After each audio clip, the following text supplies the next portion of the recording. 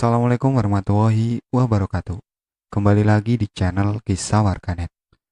Di kesempatan kali ini, saya akan membacakan sebuah cerita. Cerita ini berjudul Misteri Sumur Tua. Cerita ini ditulis oleh Hupe. Seperti apa cerita misteri sumur tua? Mari masuk ke ceritanya. Cerita ini berawal saat saya masih kelas 2 SMP. Saat itu bulan Ramadan. Biasa sekolahku libur sampai 2 minggu.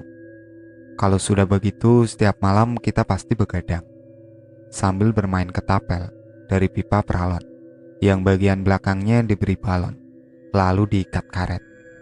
Isi pelurunya biasanya kacang hijau, kalau jagung sakit sekali.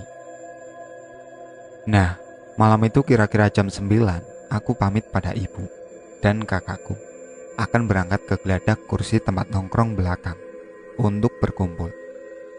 Bu, aku ke belakang, begadang sekalian bangunin orang-orang sahur, kataku saat itu.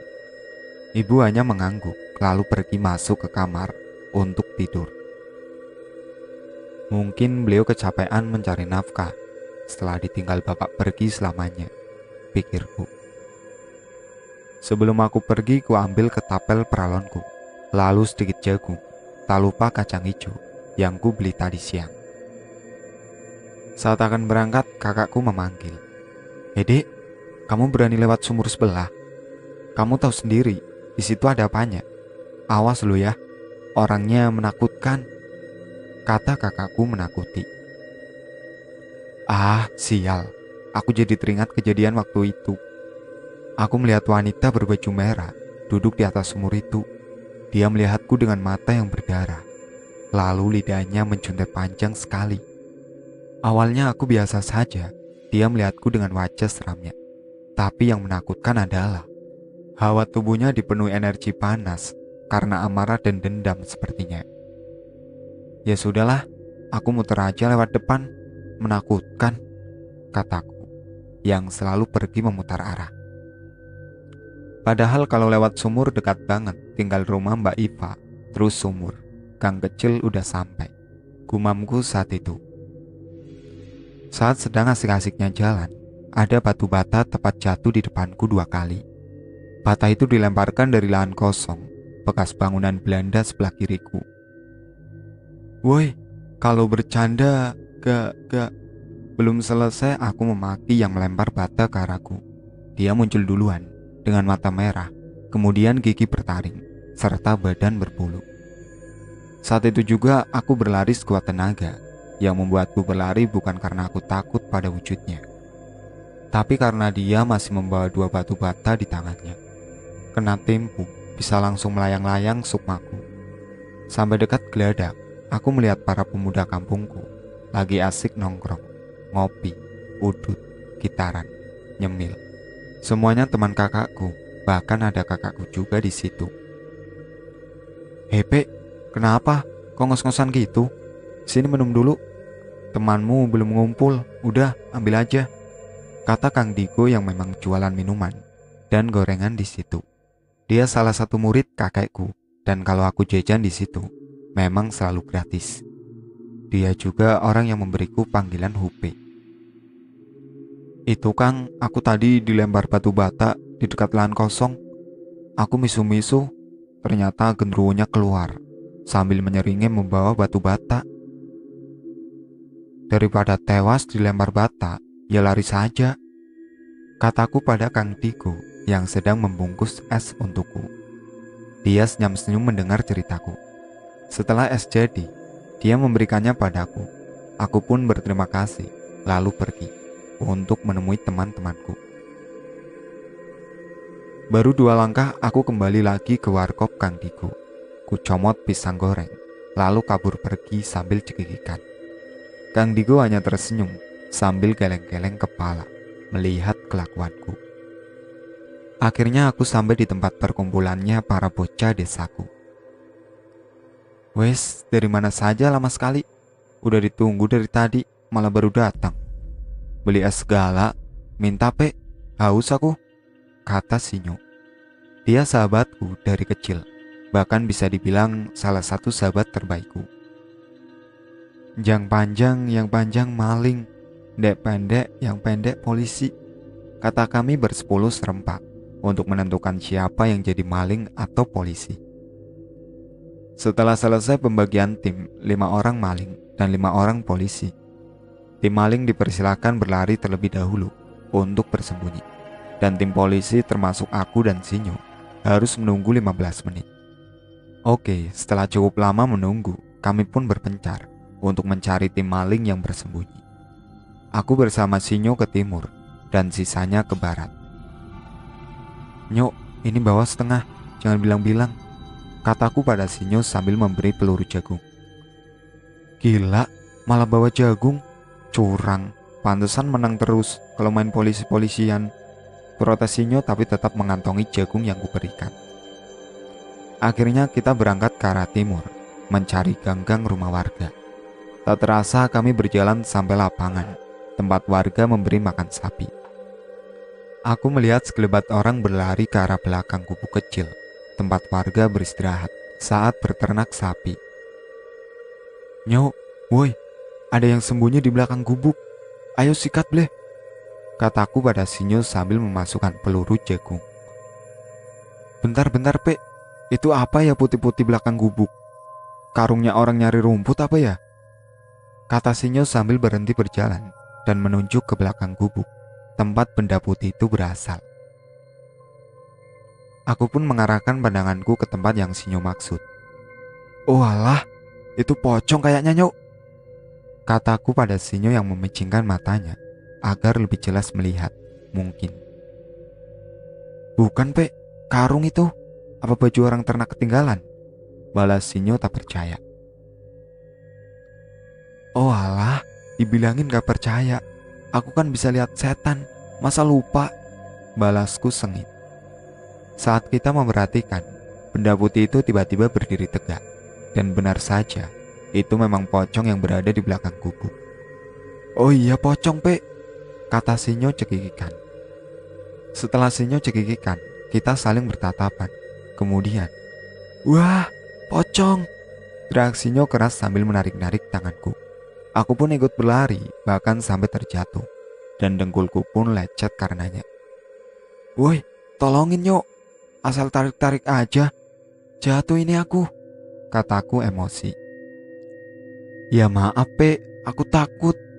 Masa puasa-puasa masih ada setan aja?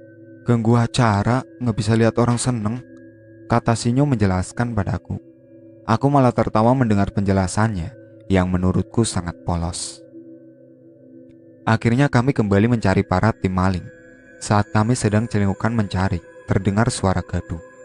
"Woi, woi, kemana kamu? Ketangkap oi, Triono, ketangkap. Ayo, ayo," kata suara yang ku kenal itu. Pasti Triono, salah satu tim maling tertangkap. Berarti sisa 4 orang lagi yang harus kami cari. "Nyok, berani ke kuburan gak? Cipeng ini sukanya sembunyi di kuburan kayak demit," kataku memberi usul pada Sinyo. "Gak mau, nanti ketemu setan lagi. Masih takut aku," kata Sinyo sambil melotot. Tanda dia kesal dengan usulanku. "Udahlah, jangan takut, gak apa-apa. Demi tim dan demi kemenangan," kataku meyakinkan Sinyo sambil menarik tangannya. Akhirnya mau gak mau, dia ikut aku karena tangannya ku tarik-tarik. Baru saja sampai depan kuburan, suaranya berubah drastis, sangat menyeramkan. Ditambah suara burung gagak di atas pohon kamboja. Aku dapat melihat banyak sekali mereka, ada yang duduk di atas nisan, ada yang nangis di pojokan, ada juga yang melihat kami dengan senyum yang tak ku mengerti maksudnya. Sebenarnya dari tadi aku juga banyak melihat mereka sepanjang permainan. Tapi aku tidak mau bicara, karena takut Sinyo jadi ketakutan nanti. Ku beranikan diri melangkah ke kuburan sambil menelan ludah, menguatkan mentalku agar Sinyo tidak semakin takut. Baru setengah langkah masuk ke dalam kuburan. "Wah, Upe, Pe, tolong, ada yang pegangin kakiku," teriak Sinyo yang membuatku kaget. Kulihat kakinya ada sosok anak-anak dengan telinga runcing dan gigi bertaring, memegangi kaki Sinyo. Kulempar saja dengan jagung yang ada di kantongku. Sosok itu melihatku, lalu melepaskan kaki Sinyo. Apa Sinyo? Mengagetkan saja. Itu loh, kena akar Kamboja. Penakut bener jadi orang Jawa. Kataku pura-pura tidak tahu pada Sinyo. Aku pun melanjutkan masuk ke dalam kuburan. Terdengar orang berlari menginjak dedaunan kering di sekitar kuburan. Cipeng be, Cipeng, ayo kejar, cepet, kata Sinyo. Kulepas peganganku pada Sinyo dan mengejar Cipeng. Tapi sayang, dia menembaki aku dengan peluru kacang hijau dan berhasil lolos. Ingin ku kejar keluar kuburan, tapi seketika aku ingat dengan sahabatku Sinyo. Dia tidak ada, kupikir dia berlari bersamaku tadi. Kuputuskan kembali ke kuburan untuk mencari Sinyo. Aku melewati sosok-sosok yang sedang duduk di atas nisan. Ada juga yang menyisir rambutnya yang kusut. Rahayu, permisi mbah, kataku pada sosok itu, yang dibalas cekikikan oleh Mbak Kun. Ada juga yang menempelkan kedua telapak tangannya, membalas salamku. Saat aku membungkuk melewati arwah-arwah yang pastinya lebih tua dari umurku saat itu, aku melihat Sinyo ngos-ngosan berlari, tapi berlari di tempat. Yang kulihat dia sedang berlari, tapi kepalanya dipegangi sosok. Entah apa, dia berkaki 4, memiliki ekor, telinga runcing, kepala botak. Entahlah siluman apa. Aku berlari menghampiri sahabatku itu. Kutarik tangannya, tapi makhluk itu tak melepaskannya, malah menatapku marah. Matanya kini berubah merah. Ku coba menarik tangan makhluk itu dari kepala Sinyo. Kulitnya terasa sangat kasar, seperti kulit salak. Tapi usahaku sia-sia, karena tenaga makhluk itu sangat kuat. Aku tak berputus asa, terus kutarik dengan sekuat tenaga, hingga akhirnya terlepas. Segera aku tarik Sinyo berlari keluar dari kuburan itu. Makhluk itu mendesis dan membuka mulutnya. Terlihat lidahnya bercabang seperti ular, tapi sangat panjang. Terus kutarik Sinyo untuk berlari, karena kulihat makhluk itu masih mengejar kami, melompat dari pohon bunga Kamboja yang ada di kuburan. Aku terus berlari hingga Gapura desa. Di sini makhluk itu sudah berhenti mengejar kami. Aku langsung terduduk di atas aspal untuk beristirahat karena berlari cukup jauh, dan juga masih merasa sedikit takut makhluk itu mengejar kami. Kulihat sekeliling tidak terlihat makhluk itu masih mengejar, hanya beberapa Mbak Kunti dan buntelan pocong yang berjarak cukup jauh dari kami. Hepe, aku tadi mengejar kamu di kuburan, kok gak kekejar ya? Padahal kamu di depanku, kata Sinyo mengagetkanku. Aku merasa bingung bagaimana menjelaskannya. Tidak mungkin aku berkata apa yang sebenarnya terjadi. Bisa ketakutan sahabatku ini. Ah, masa sih? Kamu aja larinya pelan, gara-gara ketakutan kali, jawabku sekenanya. Setelah aku rasa cukup beristirahat, ku ajak Sinyo kembali mencari tim maling lawan kami. Ayo Nyo cari lagi, di mana ya kira-kira sembunyinya? Kataku pada Sinyo. Alah, ayo kembali ke geladak dulu. Aku mau ambil minum dulu di rumah, sekalian melihat siapa saja yang tertangkap. Usul Sinyo yang langsung kubalas anggukan. Tanpa berbibu lagi, kami langsung menuju geladak yang memang pas di depan rumah Sinyo. Kami kaget saat sampai sana, ternyata 3 orang sudah tertangkap, dan tim kami beristirahat di geladak.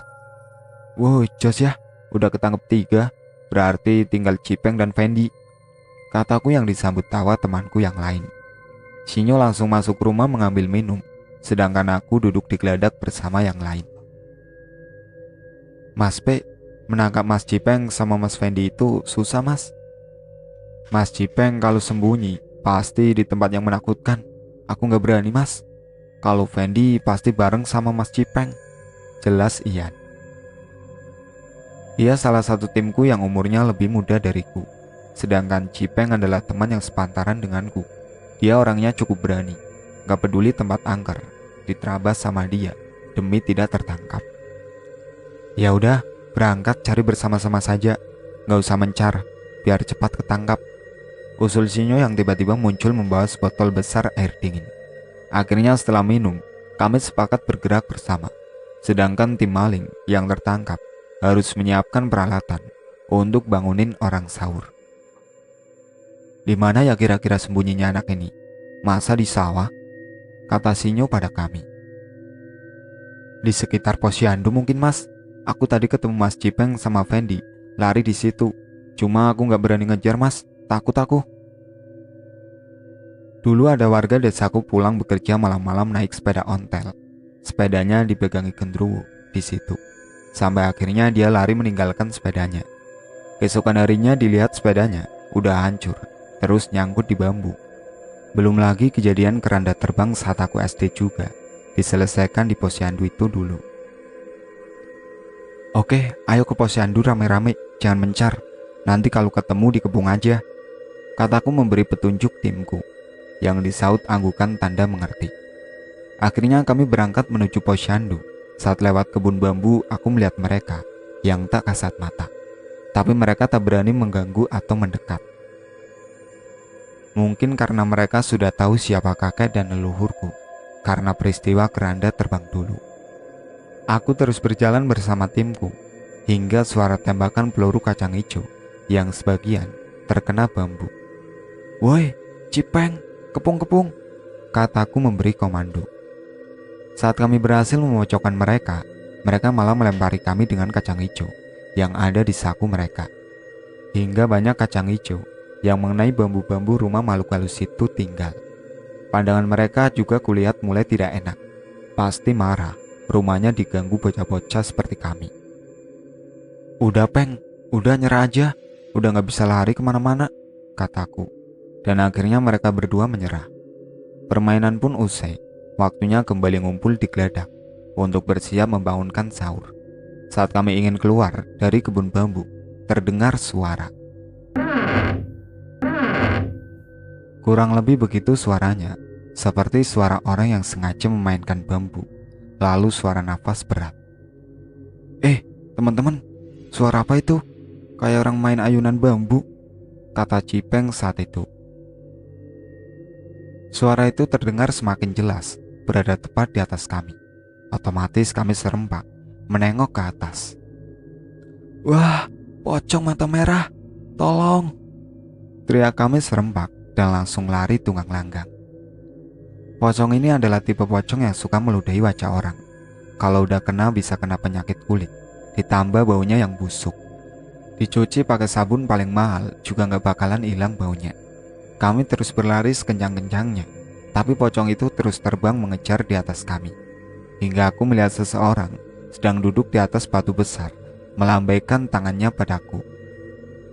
Seketika aku mengajak teman-temanku berlari ke arah orang itu.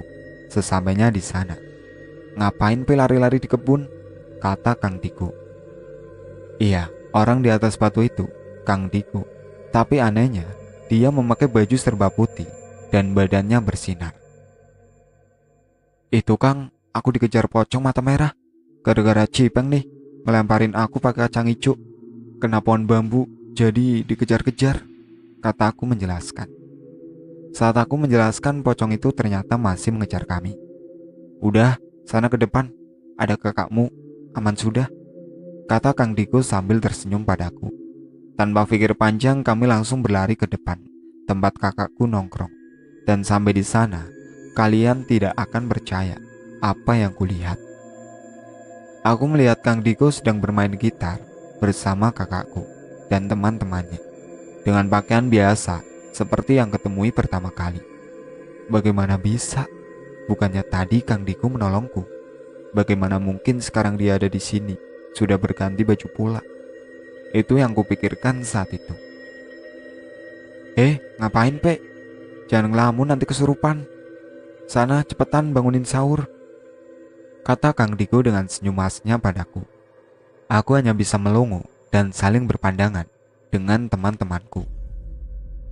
Iya Kang, terima kasih ya, kataku sambil berlalu ke tempat teman-teman yang menyiapkan peralatan untuk membangunkan sahur. Tak lupa aku mencomot sebuah gorengan dari warungnya. Sesampainya di geladak, ternyata peralatan sudah siap. Udah semua, ayo berangkat, kataku penuh semangat. Tolong, tolong. Tiba-tiba terdengar suara teriakan seorang pria. Tunggu, aku tahu suara ini, suara tetanggaku. Ini suara Mas Edi, suami Mbak Iva, si pemilik sumur tua itu. "Woi teman-teman, tunggu. Aku mendengar suara Mas Edi, tetanggaku, suaminya Mbak Iva, minta tolong," kataku pada teman-temanku. Aku langsung berlari menuju asal suara itu. Saat sampai di sana, alangkah terkejutnya, aku melihat Mas Edi dicekik lehernya oleh sosok perempuan berbaju merah yang kulihat tempo hari itu. Dia dicekik menggunakan lidah sosok itu yang menjuntai panjang. Tidak sampai di situ, sosok itu juga membanting tubuh Mas Edi ke sana kemari, kemudian melemparkannya ke tembok, hingga Mas Edi langsung pingsan saat itu juga. Kemudian sosok itu menatapku tajam dengan matanya yang menakutkan. Aku sangat bingung saat itu, antara pikiran dan hatiku sedang beradu argumen, ingin pergi mencari pertolongan. Namun bagaimana dengan tetanggaku ini? Di saat hati dan pikiran tidak sinkron, di saat itulah terjadi kepanikan. Ku coba menenangkan diriku, namun sosok itu malah mendekatiku. Dengan kedua tangannya diarahkan ke depan. Ku ambil keputusan untuk lari sekencang-kencangnya menuju warkop Kang Diko untuk meminta pertolongan. Aku berlari melewati geladak tempatku berkumpul dengan teman-temanku tadi, namun tidak ada mereka di sana. Kemana ya teman-teman? Kok sepi? Udah berangkat bangunin orang sahur mungkin, pikirku saat itu. Aku pun terus berlari hingga akhirnya sampai di warkop Kang Diko dan langsung kuceritakan apa yang terjadi pada kakakku dan Kang Diko, karena memang hanya tersisa mereka berdua di situ. Entah kemana perginya pemuda yang lain. "Mas, Kang, tolong, aku tadi lihat Mas Edi. Mas Edi dibanting-banting sama Kunti yang jaga sumurnya, sampai pingsan di sana," kataku dengan panik sambil menunjuk-nunjuk arah sumur itu. Beneran? Ayo Kang, buruan kita tolongin," kata kakakku pada Kang Diko. Kita bertiga langsung berlari menuju sumur tua itu. Namun sesampainya di sana, tidak terlihat sosok Kunti itu. Hanya tubuh Mas Edi yang tergeletak pingsan di tempat itu. Kami bertiga pun berinisiatif untuk membopong tubuh Mas Edi masuk ke dalam rumahnya. Ku gedor-gedor pintu rumahnya, berharap segera dibukakan pintu rumahnya. Tak lama keluarlah Mbak Iva, istri Mas Edi. Dia langsung panik melihat suaminya pingsan dan mencecar kami dengan banyak pertanyaan. Setelah kami membaringkan tubuh Mas Edi di kasur, kakakku dan Kang Diko pun menenangkan Mbak Iva yang panik. Setelah Mbak Iva tenang, dia akhirnya bertanya padaku apa yang terjadi sebenarnya. "DUP, Mas Edi kok bisa sampai seperti ini? Tolong ceritakan, Dek," tanya Mbak Iva padaku. "Saya juga sebenarnya tidak tahu, Mbak. Saya kan mau bangunin orang sahur. Kok ada suara orang minta tolong. Lah suaranya saya kenal, suaranya Mas Edi. Larilah, saya kira ada apa. Nah pas sampai sumur, saya lihat Mas Edi sudah dibanting-banting sama Kunti yang ada di sumur itu." Nah, Mbak Iva masa nggak dengar Mas Edi teriak-teriak minta tolong? Saya yang di geladak belakang saja dengar, jelasku panjang lebar. "Iya Dek, sumpah aku nggak dengar sama sekali," jawab Mbak Iva sedih. Aku merasa ada yang aneh. Kalau aku yang di belakang saja dengar, kenapa Mbak Iva dan tetangga yang lain tidak dengar ya? Bahkan tidak ada yang keluar rumah. Setelah beberapa saat Mas Edi pun terbangun. Dia sepertinya ingin menceritakan sesuatu, tapi dicegah oleh kakakku dan Kang Diko. "Udah gak usah cerita dulu Mas, besok saya kesini lagi sama Upe dan Daniel," kata Kang Diko. Aku melihat wajah Mas Edi menyiratkan ketakutan yang besar saat itu. Akhirnya kami bertiga pulang ke rumah masing-masing, termasuk Kang Diko yang tidak sempat menutup warkopnya tadi.